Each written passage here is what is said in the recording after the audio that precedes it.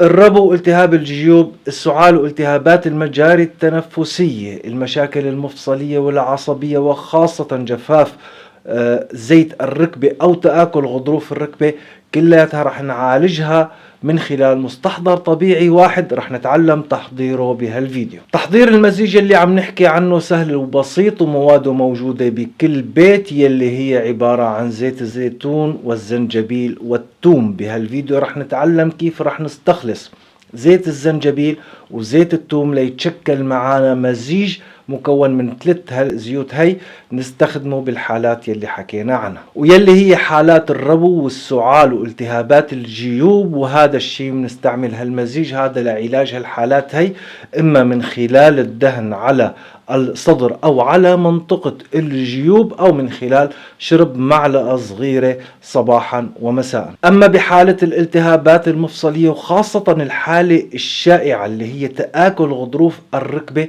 وجفاف زيت الركبة، بهي الحالة رح نستعمل هذا المزيج من خلال دهنه على مفصل الركبة. كل يوم مساء بندهن هالمزيج هذا على مفصل الركبة بعد ما نكون غسلنا الركبة تقريبا لمدة 10 دقائق بماء الدافئ أو الماء الحار قدر المستطاع، لحتى تتفتح الأوعية الدموية في منطقة الركبة لتكون جاهزة لامتصاص هذا المزيج وإدخاله إلى مفصل الركبة. بعد هيك بعد ما ندهن المزيج على الركبة رح نعمل عزل حراري من خلال لف الركبة بورق لف الطعام أو الستريتش يلي بنستخدمه بتغليف الطعام قبل ما نحطه في البراد. هذا الستريتش رح نلف فيه الركبة بشكل جيد، واذا كان في رباط ضاغط او مشد نلف فيه الركبة، وبنترك هالمزيج على الركبة لمدة 2 أو 3 معزول حراريا.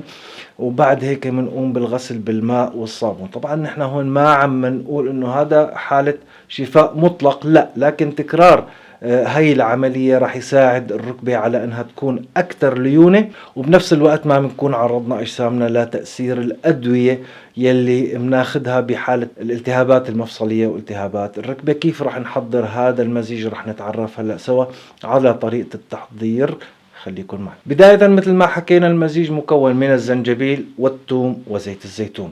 راح نقطع الزنجبيل والثوم على شكل شرائح، وبعد هيك بنتركها لحتى تنشف، طبعا حتى تنشف من الماء اللي موجود فيها، فبيبقى بالزنجبيل والثوم داخل هالقطع الناشفة فقط الزيت الذي يوجد ضمن خلايا الزنجبيل او ضمن خلايا الثوم. بعد هيك رح نستخلص هذا الزيت من من شرائح الزنجبيل او الثوم بانه نحط هاي الشرائح ضمن زيت الزيتون وبنغليها ضمن حمام مائي لمدة نص ساعة. هاي العملية راح نكررها، يعني عملية الغلي ضمن الحمام المائي راح نكررها على مدى 4 إلى 5 أيام، ممكن مرة أو مرتين باليوم نكرر هالعملية هاي. بعد 4-5 أيام بكون تم استخلاص الزيت الموجود في الزنجبيل والزيت الموجود في الثوم وصار مخلوط مع زيت الزيتون.